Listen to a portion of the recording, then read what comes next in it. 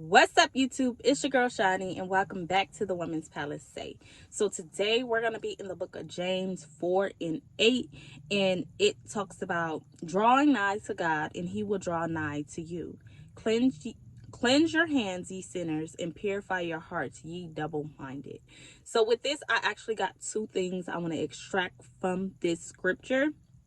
And the two things I wanted to extract was, the first was draw nigh to God and He will draw nigh to you. This lets you know that this is the partnership, right?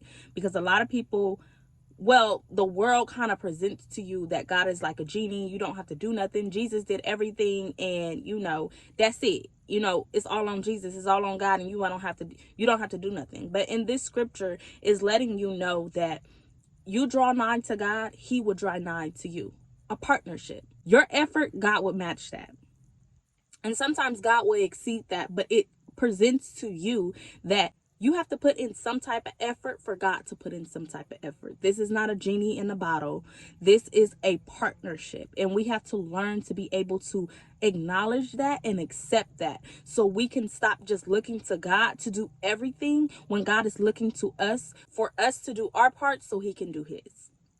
And the second one is drawing near to God will require something from you. Now, what will it require? It will require you to cleanse your hands of sinning, purify your heart, and get your double-mindedness together. Now, let me put out there, God says come as you are. This is not to say don't come to God, because that's not what it says. It says when draw close to God, draw nigh to God. In other words, draw close to God, right?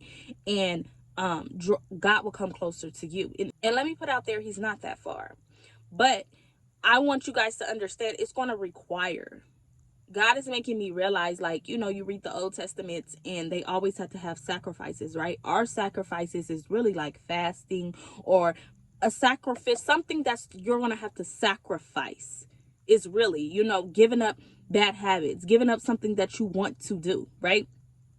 And with this, you have to begin to allow the word to wash you. This is sacrificing time that you will probably watch TV, reading your word, allowing the word to cleanse you, allowing your heart to be cleaned, asking God to clean your heart. One thing I have found that is actually very beneficial is reading the word that correlates with cleaning your heart, right? It's a scripture in Ezekiel where it talks about, God will give you a new heart. He'll take the stony heart and put the heart of flesh inside of you. I will read that scripture over yourself.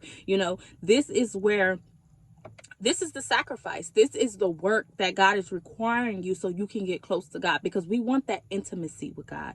You want to be so close with God that your ear is at His throne. Like if He say left, you hitting left, because we're living in a world that is getting darker by the day, and you need God's instructions. You need to hear God, because you don't want to put yourself in a situation where it's all bad. Like, so many people are dying. It's so much stuff going on in this world. And it actually brings me closer to God, because God already predicted this. And that's one thing God is making me realize. How are you sitting here? This is not to say don't pray. This is not to say, that you won't mourn, or your heart won't be troubled off of the things that's taking place. But God already said this was going to happen.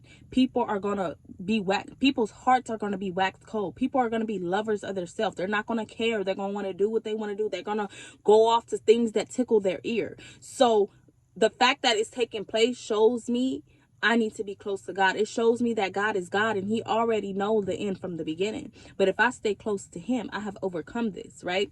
So this is about drawing nigh to God and being able to create that intimacy with God, to know, okay, God, we like this. Can't nobody break us. At the end of the day, as long as my ear is at God's throne, can't nothing come near me. Can't nothing, you feel me? Because He got His angels that are encamped around me, to the ones that fear Him. When you have a relationship with God, you fear God. And one thing I'm realizing, it's not like a fear of, oh my gosh, I'm just so scared. No, it's like a reverence to God. It's like a respect. I respect you so much, I'm not going to knowingly get myself out of your word, because we sin, right? Everybody sins, but it's not a deliberate sin. It's like unknown sins that He's still helping you to overcome, right? Okay, so that's really what I wanted to draw from that. And really, we can do like 9 and 10. Be afflicted and mourn and weep. Let your laughter be turned to mourning and your joy to heaviness. Humble yourself in the sight of the Lord, and he will lift you up. In other words, you should be able to afflict your soul, afflict your flesh for God, right? Because I always go back to your flesh is in enmity with God. So when you are afflicting your body, you're actually drawing nigh to God because it's sacrificial, something you want to do to strengthen your spirit, man, right?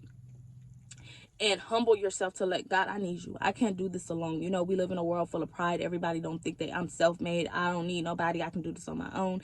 But when you are humble enough to know, God, I'm nothing without you. I need you. God would exalt you. Now I'm going to show the world who I am through you. Okay.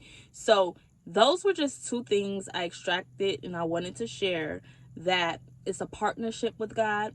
And it's going to require something from you to grow closer to God. A lot of people see other people on how they hearing from God. How are they close to God? And sometimes you can actually get jealous or feel away like, God, why are you not talking to me? Right? But you got to understand that's a sacrifice that people make. It's a sacrifice that you have to put in to be able to hear God frequently, to be able to be close to God, to have that intimate relationship with God. God is not a respecter of person. He's a respecter of his word. So if you sacrifice, you draw near to him by sacrificing certain things to get in his presence, to cleanse yourself of the unrighteousness because he doesn't dwell in mess, then guess what? You will be that same person that hears from God regularly. Because one thing I'm realizing, God is always speaking, but are you listening? Are you in a position to hear from God? Are you close enough to God to hear from God? Right? Because it's not, if, like I said, God is always speaking, but if you're surrounded by noise, if you're not in a position to hear him, then, oh, God is not speaking. No, you're not listening. So understand, and I would say one thing I'm realizing God is wanting me to put out there: do not make nobody your idol. Do not make these people on YouTube your idols or always going to them. You have to work out your own salvation with fear and trembling. You have to get into these words. So when people come present you certain things and they give you scriptures, always go to the scriptures, read the scriptures. Allow God to reveal more to you on your own. This is working out your own salvation, because anybody can say anything, and this is how people are misleading people. And this is not to say that everybody you're listening to is misleading you. No, it is just your job to go back into the word and make sure what the person told you is what God is saying. Okay, so go out and be a light in this dark world.